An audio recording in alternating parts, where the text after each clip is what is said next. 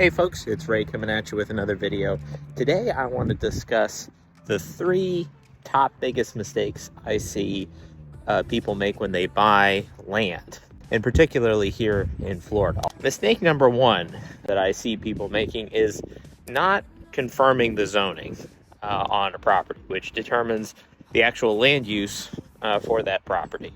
And by confirming zoning, what I mean is calling the actual planning and zoning department for the city or county where that land is located in, and having them give you the full details as to what that zoning is for that particular parcel, including the setback requirements from the lot boundaries, whether there's, say, a minimum lot size that you need to have in order to build a home. Sometimes you may think, well, hey, I'm buying this acre out in the countryside. That's more than enough space to build a home. You're right.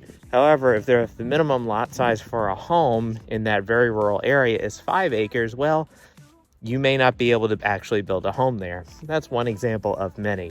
So the bottom line is call planning and zoning, confirm the actual zoning category, and also confirm what you want to do with that property is going to be permitted. The second biggest mistake I see people make is not confirming flood zone and also wetlands and other environmental factors. So situation is, if it's in a flood zone X, that means it's not a special hazard flood zone according to FEMA. Therefore, you would not need flood insurance if you build something on that property. However, if it is in a special hazard flood zone, for example, flood zones A or AE are pretty common. In Southwest Florida and along the coast, you'll see a whole range of different kinds of flood zones. You want to confirm that and see what the damage might be if you are going to buy something in a flood zone, what the flood insurance costs are going to be.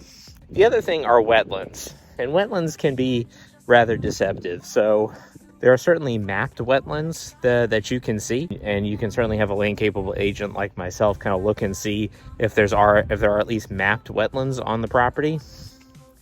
However, if you're buying large acreage in particular, you need to understand that just because wetlands are not mapped on a property does not necessarily mean that they don't exist. So some back-of-the-envelope things you can do to check for wetlands is, are there wetlands in the surrounding area? Are there wetland-like trees, for example, cypress trees, that are growing on or near the property in question? If so, you may need to have an environmental consultant come out and see if there's actual wetlands on the property. So probably the most common protected species that you may come across when buying land in Florida are gopher tortoises, for example, and then in Southwest Florida you have scrub jays, etc. So, and then certain local areas have different things like heritage trees, basically trees that are bigger than a certain circumference. Those can be very expensive to clear. Bottom line is check the environmental components. So, and then the third and final mistake that I see people make is not physically going to the property. You'd be surprised how many people will put a property under contract sight unseen and only go based on sometimes very limited photos that you see on Zillow or the MLS.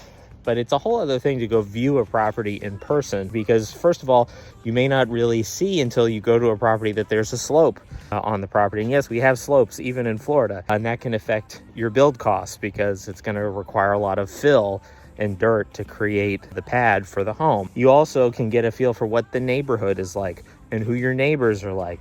One thing that gets under discussed in real estate is you can change a lot with your property, but you can't change the neighborhood and who your neighbors are. So make sure you actually physically visit the property before buying it, and ideally even before you put it under contract so you don't waste time. So that's it for this video. Thanks for watching. Like and subscribe if you thought this was helpful, and I'll see you in the next video.